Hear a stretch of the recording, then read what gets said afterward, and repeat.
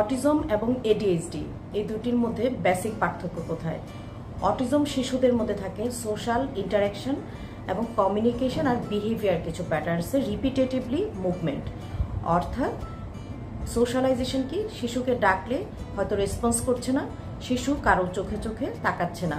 আর কমিউনিকেশনের বেলায় বলবো ভার্বাল এবং নন ভার্বাল দুইটি লেভেলেই থাকে অটিজম শিশুদের প্রতিবন্ধকতা। আর বিহেভিয়ারাল যে ইস্যুসগুলো থাকে, দেখা যায় একই কাজ একই রকম করে বারবার করতে থাকে, পুনরাবৃত্তিমূলক সেমনেস যে বিহেভিয়ার বলে।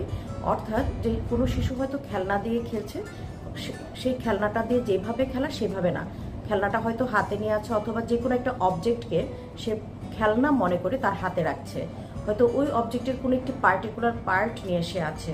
গাড়ির হয়তো দরজা আছে একটা, বা গাড়ির মধ্যে একটা ছোট লাইট আছে, বা গাড়ির যে চাকাটা সেটা নিয়ে সে সারাক্ষণ খেলছে বা সেটা নিয়ে নাড়াচাড়া করছে। গাড়িকে যেমন করে স্বাভাবিক একটি শিশু খেলে সেভাবে খেলে না। তো আরও অনেকগুলো বিহেভিয়ারাল ইস্যুস আছে, সেন্সরি অনেক ইস্যুস আছে। আর এডিএইচডি হলো সেখানে শিশুদের মনোযোগের একদমই ঘাটতি থাকে, মানে কোনো পড়াশোনা হোক, খেলা হোক, কারো কথা শোনা হোক, টেলিভিশন দেখা হোক, এমনকি মোবাইলে যে এত শিশুরা পছন্দ করে, এত আসক্তি থাকে, সেগুলোর প্রতিও কিন্তু তাদের অ্যাটেনশন কম থাকে এবং প্রচণ্ড পরিমাণে হাইপার অ্যাক্টিভ থাকে, কোনো একটি জায়গায় স্থির হয়ে বসে না। ইভেন স্কুলের সিটেও কিন্তু স্থির হয়ে বসে না।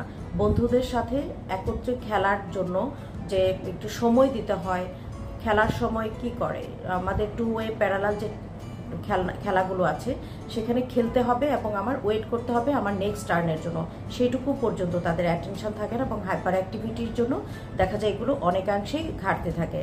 আর থাকে ইম্পালসিভিটি, অর্থাৎ তার যেটা টার্গেট করে যে এই কাজটা আমার করতে হবে সেটা সে করেই ছাড়ে, সেটা সিচুয়েশন সে বুঝে না, বা এটা কোনো ডেঞ্জারাস কোনো কিছু হবে কিনা সেই জ্ঞানটুকু তার কিন্তু থাকে না।